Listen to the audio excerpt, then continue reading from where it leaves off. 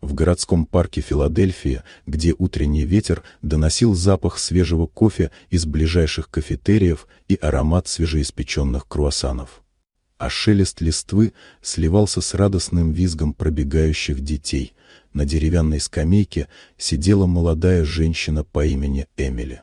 Она слегка наклонила голову, прислушиваясь к знакомым звукам города, звонким шагам бегунов на утоптанной дорожке, плеску фонтана и далеким гудкам трамваев. На ее коленях покоилась легкая складная трость, а у ног лежал ее верный спутник, немецкая овчарка по кличке Мейсон. Его густая шерсть мягко переливалась на солнце, и он казался почти статуей, спокойной, собранной и настороженной. Для окружающих это был всего лишь очередной солнечный день в городе, но для Эмили каждый выход в парк был шагом в новую жизнь. В реальность, которую ей подарила авария, жизнь без света и красок, где каждое движение требовало внутреннего мужества. Мейсон не всегда был собакой-поводырем. В прошлом он служил в поисково-спасательном подразделении, где его натренированный нюх помогал находить людей под завалами. Там, где царили пыль, хаос и отчаяние, он действовал хладнокровно и точно. Теперь его работа изменилась, его миссия стала тише, но не менее важной. Вместо обрушенных зданий он вел хозяйку по тротуарам, вместо сигнала спасателей прислушивался к ее голосу и шагам. Но в его взгляде все еще читалась та же непоколебимая решимость, что когда-то спасала чужие жизни. Утреннее спокойствие парка было нарушено внезапным ревом мотоцикла. По аллее ворвался местный задира, молодой человек по имени Колтон. Его черная куртка блестела на солнце, а ухмылка говорила о желании показать свое превосходство. Его маневр, резкий и шумный, заставил людей отшатнуться. Казалось, он наслаждался вниманием, но выбрал себе легкую цель — женщину, сидящую на скамейке с собакой.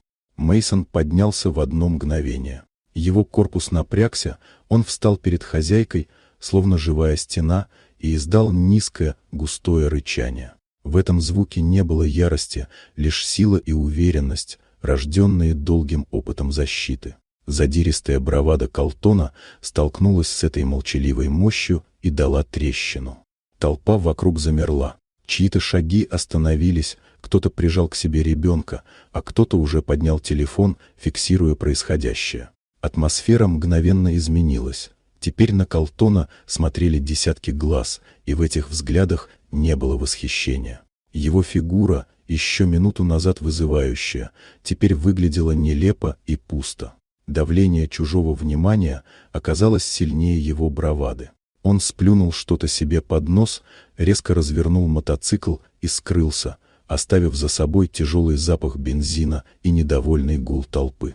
Запись, сделанная одним из очевидцев, вскоре разлетелась по социальным сетям. Но обсуждали не дерзость хулигана и не его бессмысленный жест. Внимание людей привлекли спокойное мужество собаки и тихая стойкость женщины, которая не опустила головы перед агрессией. Для одних это была короткая история о женщине и ее псе.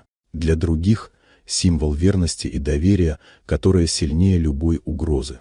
А для Эмили этот день стал напоминанием о том, что настоящая поддержка не измеряется громкими словами или чужими обещаниями.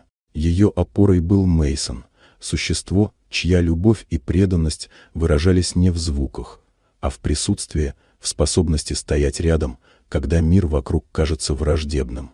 И именно в этом она находила ту тихую, но несокрушимую силу, которая помогала ей шаг за шагом строить свою новую жизнь. Вот такая удивительная история.